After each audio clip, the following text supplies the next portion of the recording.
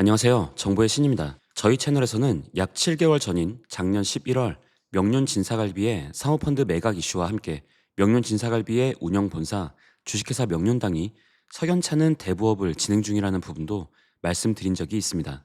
해당 영상을 70만 명 이상의 시청자분들이 시청하시며 많은 관심을 보여주셨지만 당시만 해도 크게 사회적으로 이슈가 되지는 않았던 상황인데 최근 불법 대부 혐의로 명륜당에 대한 검찰 조사가 시작되고 이와 더불어 비정기 특별 세무조사도 진행되며 온갖 문제가 수면 위로 드러나고 있습니다. 그래서 오늘은 명륜 진사갈비가 진행했던 대부업의 실체를 보다 자세히 파헤치며 이제 그들이 나락으로 갈 수밖에 없는 이유에 대해 알아보겠습니다.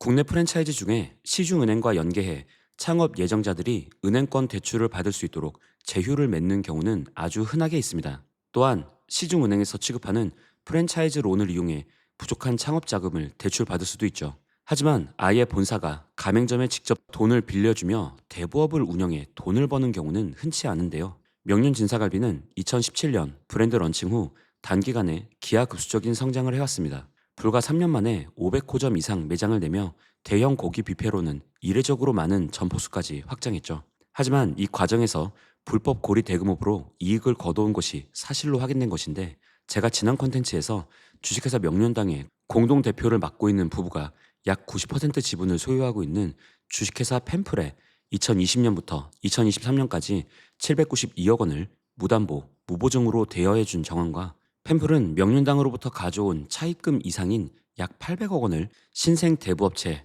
10여 곳에 다시 대여하며 이자 수익을 거두는 것으로 보인다 말씀드렸습니다. 그럼 이번에 검찰 조사가 진행되며 드러난 명륜당의 대부업 운영 구조를 다시 한번 정확히 확인해 보겠습니다. 우선 명륜당은 KDB 산업은행으로부터 시설자금 명목으로 180억 원을 3.85%, 운전자금으로 510억 원을 4.2에서 4.44%의 저금리로 조달했습니다.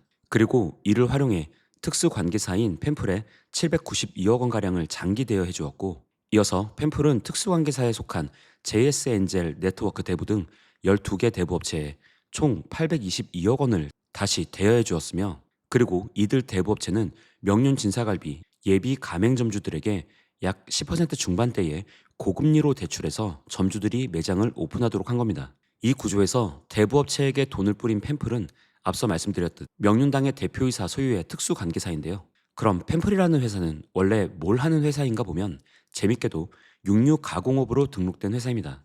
회사를 육류가공업으로 등록해놓고 고기 손질은 안 하고 돈놀이만 한 건데요.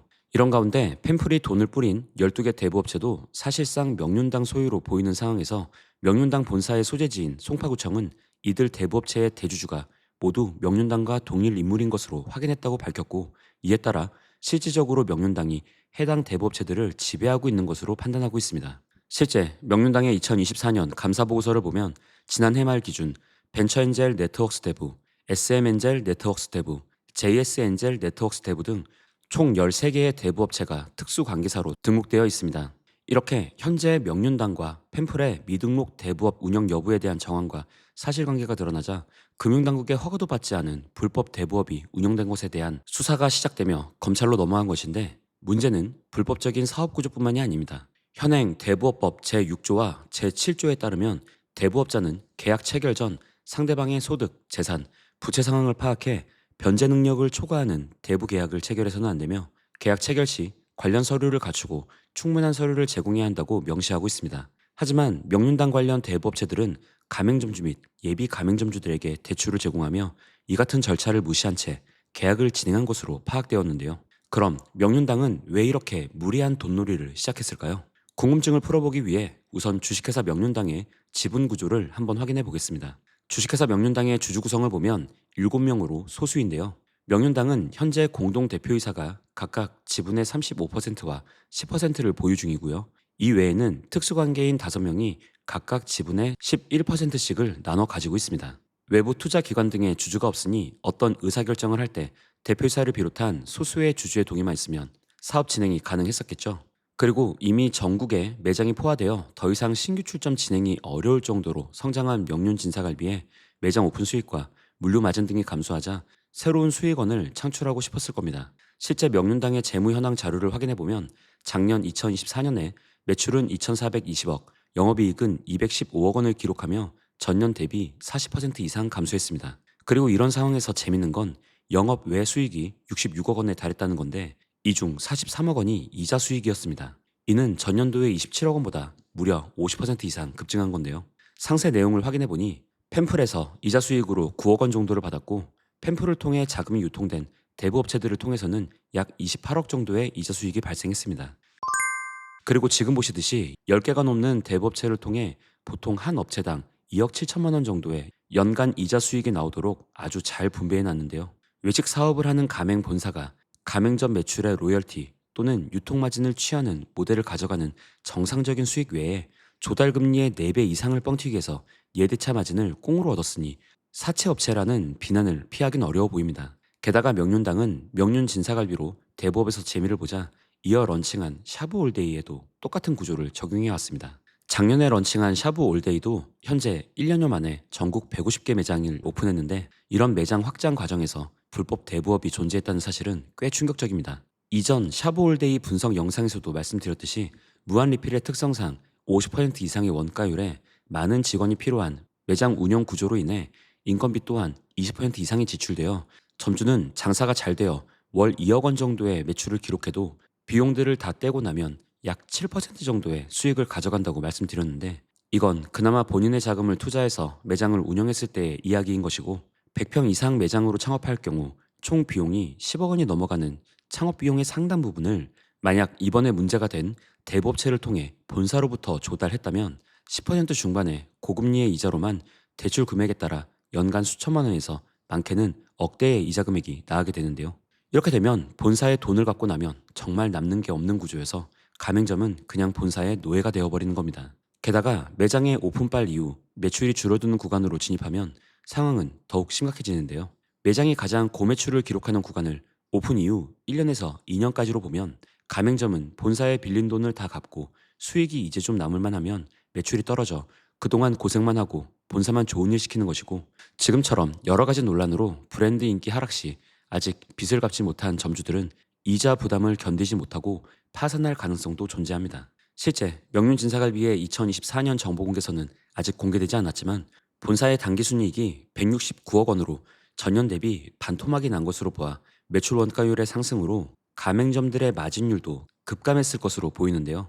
이런 가운데 작년부터 추진되던 명륜당의 사모펀드 매각도 난항을 겪고 있습니다. 대표이사를 비롯해 명륜당의 지분을 나눠 가진 총 7명의 주주들은 지난해 말부터 명륜당 경영권 매각을 추진 중이라고 말씀드렸죠.